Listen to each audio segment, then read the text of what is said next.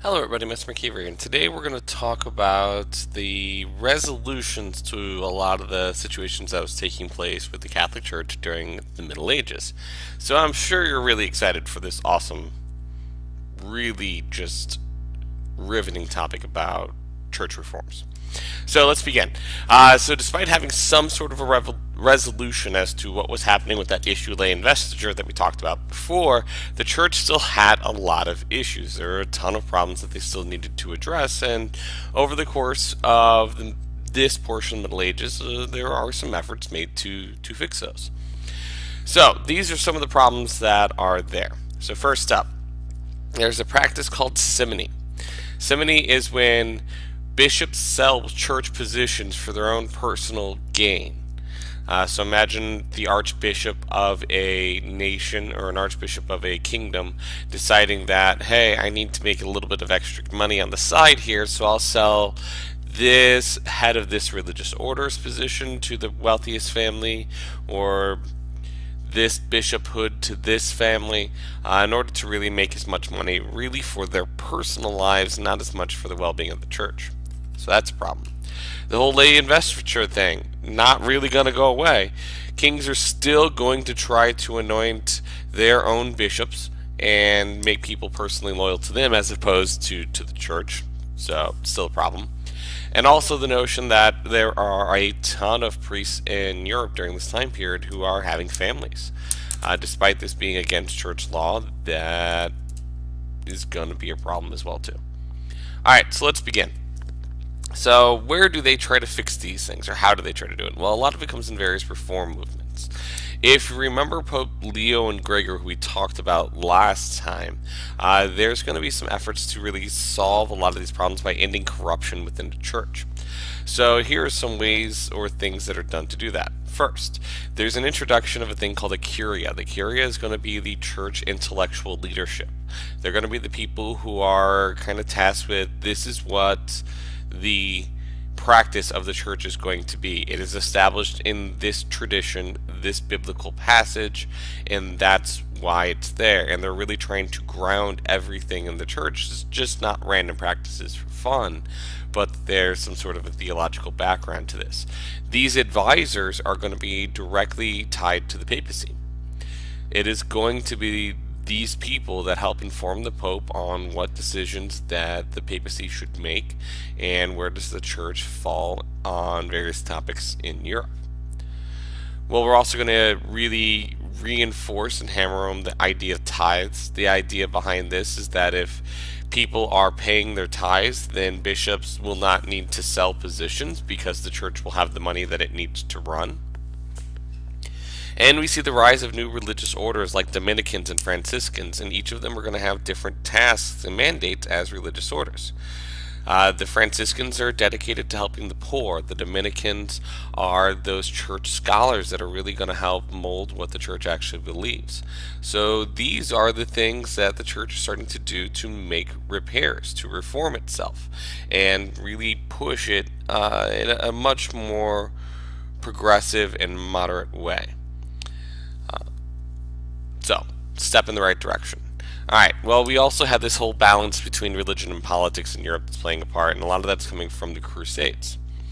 So, the Crusades themselves are something we've talked about in the past. They started back around the beginning of the 11th century, and they persisted for a few hundred years. There's a lot of them. This picture only depicts 4 of them. There are a lot more than 4, but we're really just going to focus on one for the sake of this conversation.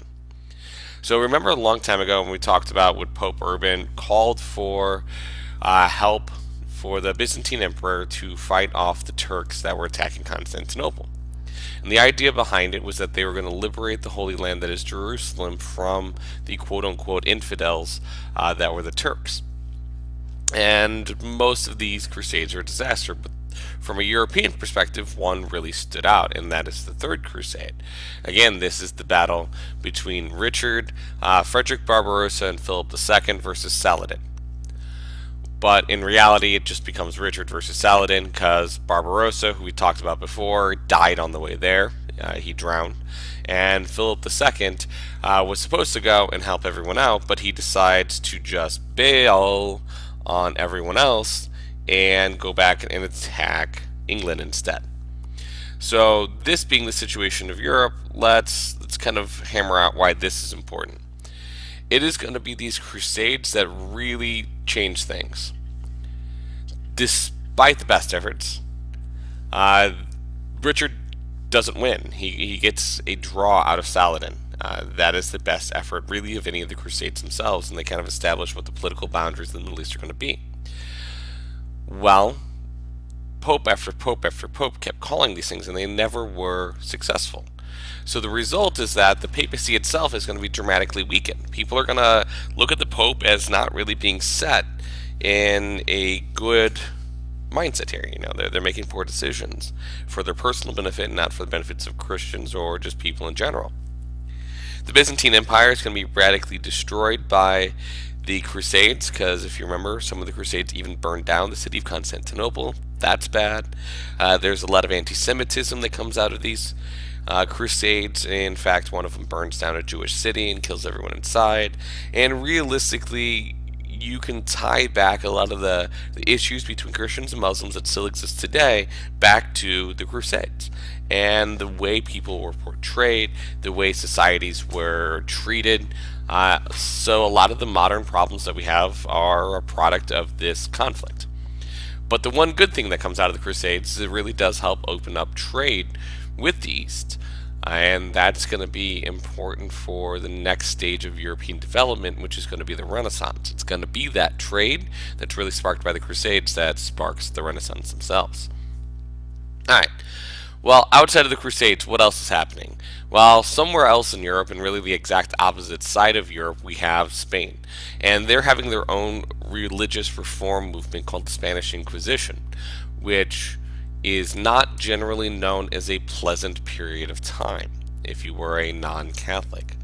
So, around 1100, Spain is divided amongst various kingdoms and also the Spanish Moors, who were Muslims that had been there since, if you remember, the Caliphate that was up there, the Abbasid Caliphate and all that fun stuff, the Umayyads. Maybe don't remember a lot of that, but it's okay. Well, with the arrival of two monarchs,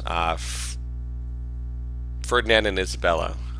Ferdinand and Isabella are going to try to reunite Spain together under Christian leadership.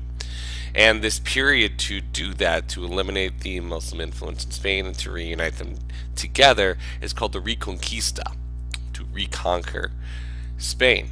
And in 1400, it is successful under Ferdinand and Isabella. The last remnants of divided Spain are ended, and life is great. And one of the first things that they do upon getting control of all of Spain is institute the Spanish Inquisition, which they believed would help unify the Spanish people under a single religion that would, prevent conflict. Well, let's learn about the Spanish Inquisition if we can here. So hopefully you can hear this. If not, you can always fast forward through the video. But what you have right here is actually a cartoon depiction from a wonderful TV show I used to watch when I was a kid called Hysteria. And they would go back and kind of tell you the stories of various historical things that took place. And this is them talking about the Spanish Inquisition.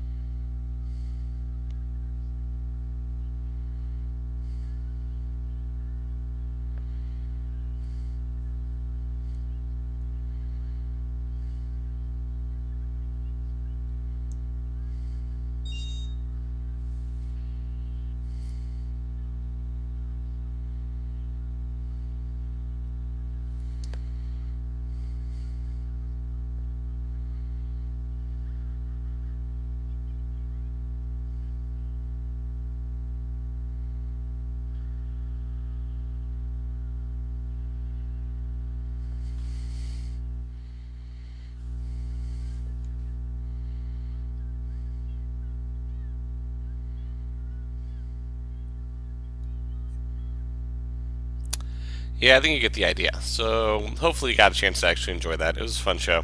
Hysteria, great. Maybe you can find it on Netflix or something. All right, so in an attempt to purify Spain, Ferdinand and Isabella had religious tests. So if you weren't Catholic and you were either Muslim or Jewish, if you did not convert to Christianity, you suffered these tortures. So let's look at some of these images here.